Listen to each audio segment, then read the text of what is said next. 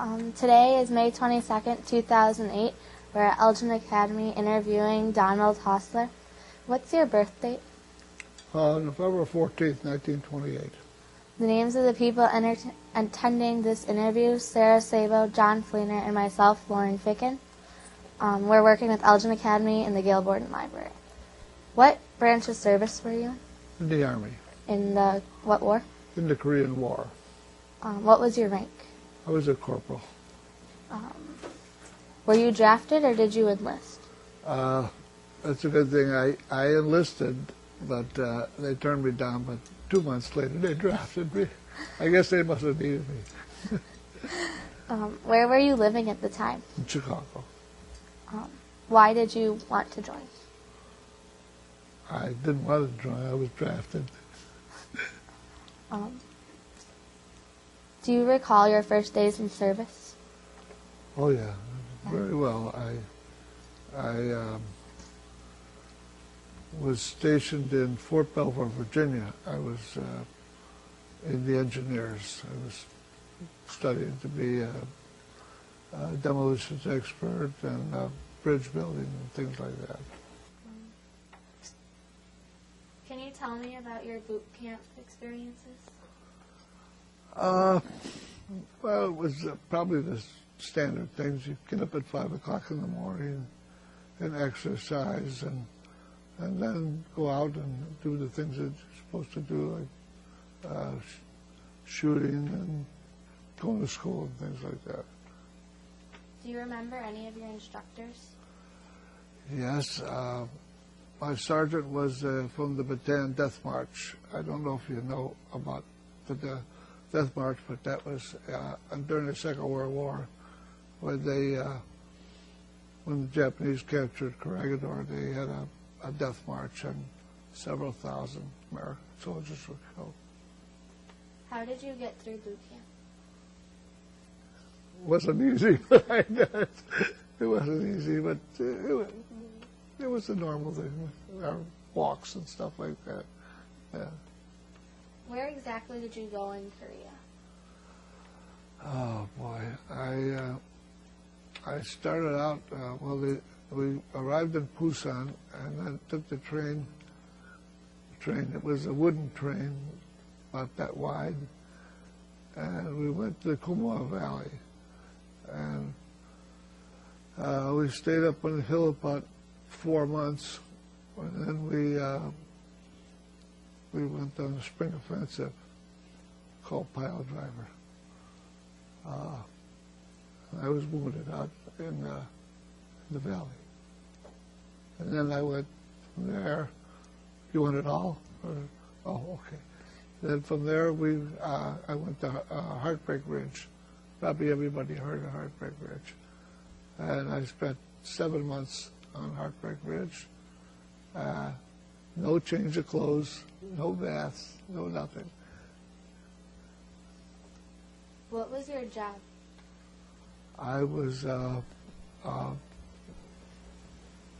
Browning automatic rifleman. Were there many casualties in your unit? Oh boy,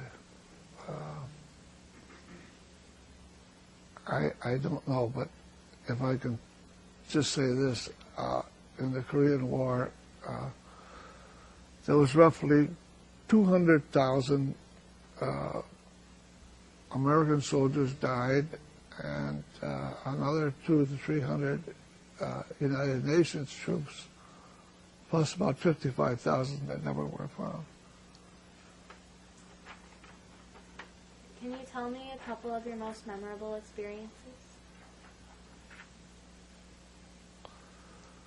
Oh boy.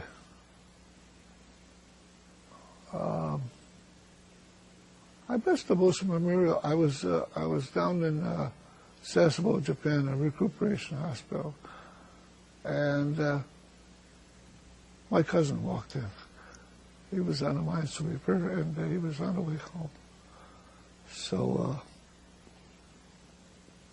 I busted curfew, and I went out with him, and it was a good day. Were you awarded any medals or citations? Just Purple Heart and whatever's on the thing there. How did you get them? I was wounded. How did you stay in touch with your family?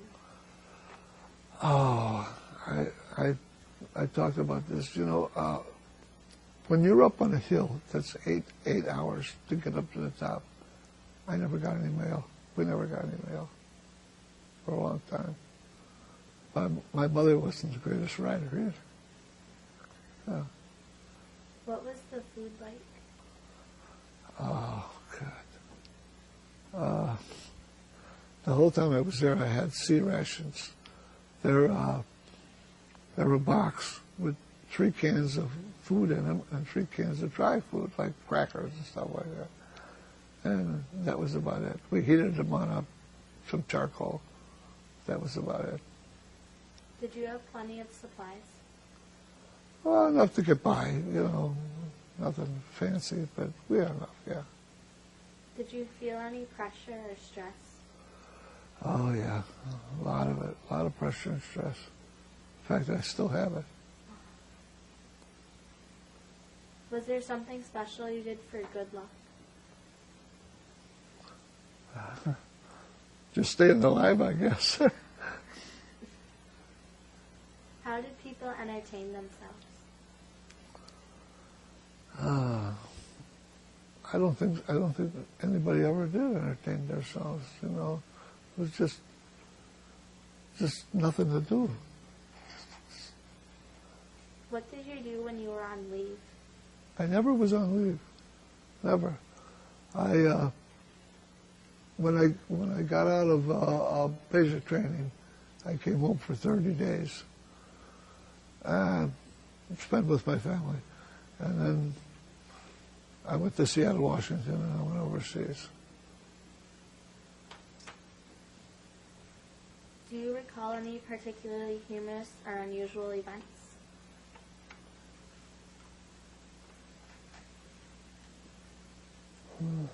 Humorous, like funny? Yeah. No, I honestly can't. Sorry. Do you have any photographs? I have just one photograph of it. Don't ask me how I ever got it, because somebody took my picture and I never knew I had it. But that's about it. I never had a camera. What did you think of officers or fellow soldiers? Well, they were all good, nice fellows, yeah. Did you keep a personal diary? No, never had a pencil and paper. Sorry. Do you recall the day your service ended? My service ended, or when I came home from overseas? When your service ended? Yeah, I was down at Camp Atterbury, Indiana, and I guess my time was up, and I said, go home. What did you do in the days and weeks afterwards? I went back to work. I had worked for a trucking company before I left, and they just took me back to work. Was your education supported by the GI Bill? No. Did you make any close friendships following the service? No, I never did. I kind of made it a rule myself not to get really involved with people, because if they got killed or something, then I would feel real bad. So I really never made close friendships. Did you join a veterans organization? I belong to the Disabled American Veterans. What did you go on to do as a career after the war? A career I never had one. Thank you. Sorry.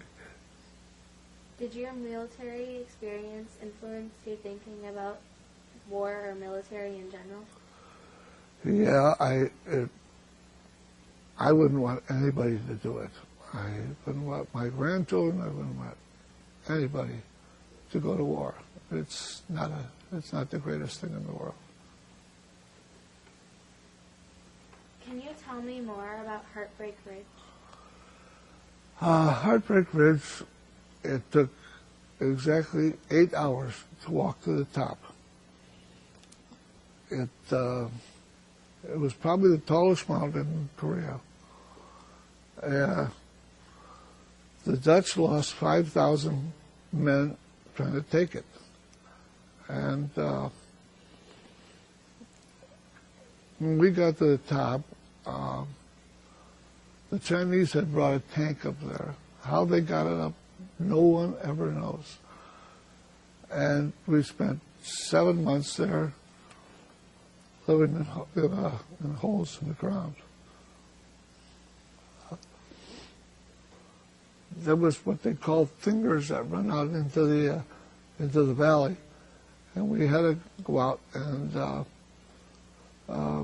sit there all night in little holes in the ground and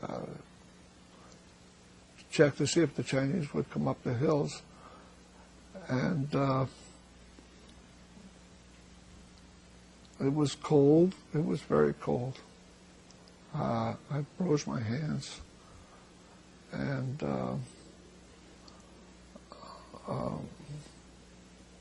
that's about all I can tell you. I could probably tell you more, but I don't have them right now. Sorry. Do you attend any reunions? No, I don't. How did your service and experience affect your life? Well, I have PTSD. I don't know if anybody knows what that is. Post-traumatic stress syndrome. I go to the Veterans Administration twice a week for the last 6 years. And,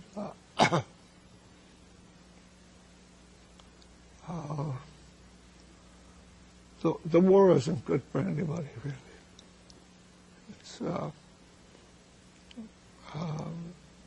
It's ruined my life. Not ruined it. It's made it tough. Is there anything you would like to add that we have not covered in this interview?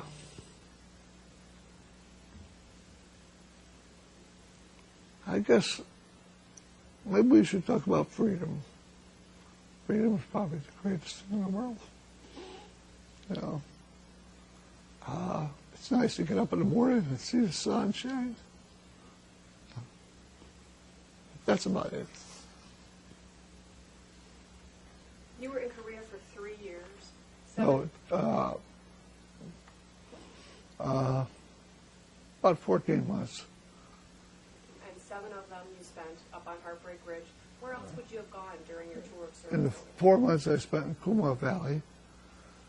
And then we went on a rescue camp down to the Koji Islands to guard 600,000 Chinese prisoners. And we took 5,000 out every day to make a breakwater across the ocean, which never will be made. And they had us segregate the communists from non-communists in a compound, and we killed 500 of them because they rioted. So they sent us back to Heartbreak Ridge.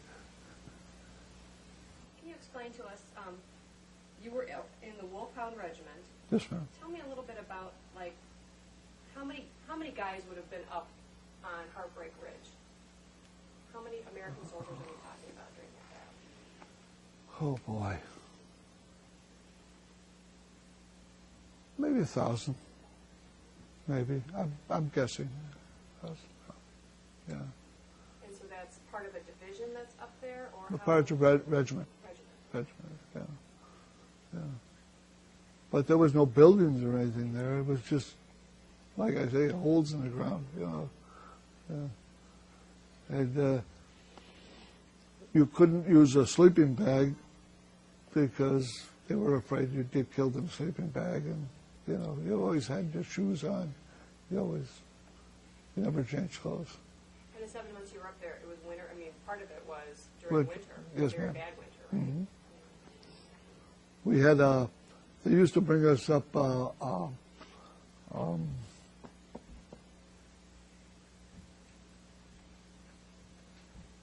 You know, the stuff you put in to cook with. No. Charcoal. They dug the charcoal out of the ground. It was the old-fashioned charcoal. And we would put it in a can and spin it around and get it nice and hot. And that we kept warm with that and cooked our stew rashes. Did it make it taste any better? No. Not at all. Hot or cold? If you got the corned beef hash, that was out. You threw it away, and because it was terrible. It was just terrible. Yeah, it must have been from the First World War. Second World War, First World War. It was that bad. Yeah, it was terrible. It was terrible. Yeah. Could you hold your medals up and tell us a little bit about them? Oh, I should try.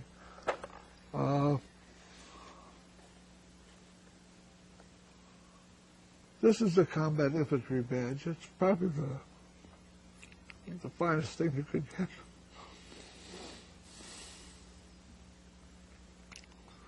This is the Purple Heart. I was wounded. And this is what you get. This is a good conduct medal. How I got that, I haven't the faintest idea. These are Korean medals for, I guess, just being there. And this is the National Defense Service Medal. Another medal from being in Korea. This is the UN medal. A lot of people don't know that Korea wasn't an American war. It was the United Nations war. It was thousands of people from other countries. We were with the Turkish army most of the time, with their swords hanging out and all that, you know, and their smelly food. So they didn't have sea rations? No, they cooked right there. They cooked their own food. Would they have been with your regiment? I mean, interspersed with it, or were they on their own? Well, how did that work? they were right behind us, you know. It was like if the Chinese broke through our lines, they would hit them, you know. But no, they weren't interfaced with us. No. I think you told us that they were very tough. Oh, they were very mean, very mean. Meanest soldiers I heard about. Yeah. Yes. Where did you get your Purple Heart at? I got it in Puma. We were in an offensive, and a piece of shrapnel hit me and cut this finger off and this thumb. And they wrapped it up, and they said, I know you've all seen MASH, but don't believe it all. There was no helicopters there. And they wrapped it up, and they told me to go back. There would be a Jeep back there with a couple of guys in it. And they had me take a man back with me that was shell-shocked. He was like shaking very badly. And we went back, and there was a Jeep, and they put us in the Jeep. And we went back to the MASH unit. And I guess they took care of my hand because I was out.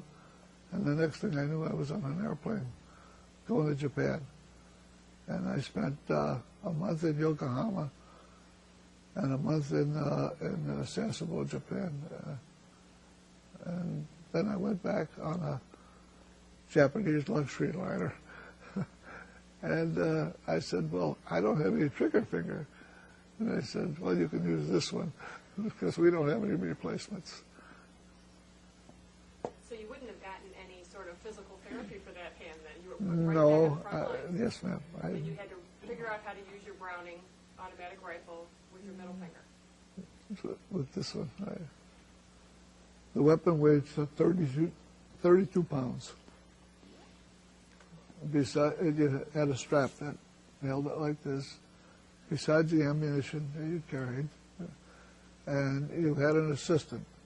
He carried the same amount, plus his own.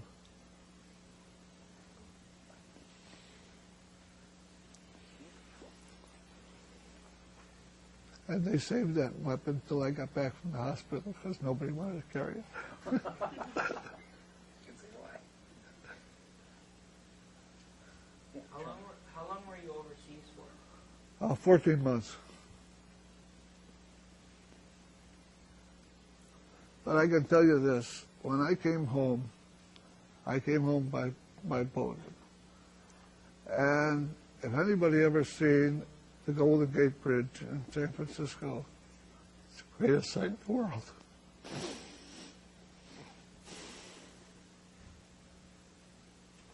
How did you acclimate yourself in those weeks and months when you got home from service? I mean, since you had such a horrific injury, really, how did you get yourself back in the... I hate to say it, how I wasn't a nice fella. Let me put it that way. I don't want to say what I did. Did the military provide you with a lot of help to do that? I mean, to reacclimate or anything like that? None whatsoever. None whatsoever. I think that woman back there did it for me. Yeah. No, they didn't give us nothing. I really feel sorry for the men that are over in Iraq and Afghanistan right now because they're not getting the stuff that they should get. You know. Can you share with us how the Korean conflict or police action actually ended then? Because I mean, you left before it was officially Well, a ceasefire. they had peace talks at Panmunjom, but I don't know. For months they had them, but it really didn't do a lot of good, you know. Then all of a sudden they said the war's over. Oh, that's it. It was just like Vietnam. They said the war's over. That was it. Nobody won. And I think that's the same thing that's going to happen there in Iraq. They're going to say the war's over. That's it. Thank you very much.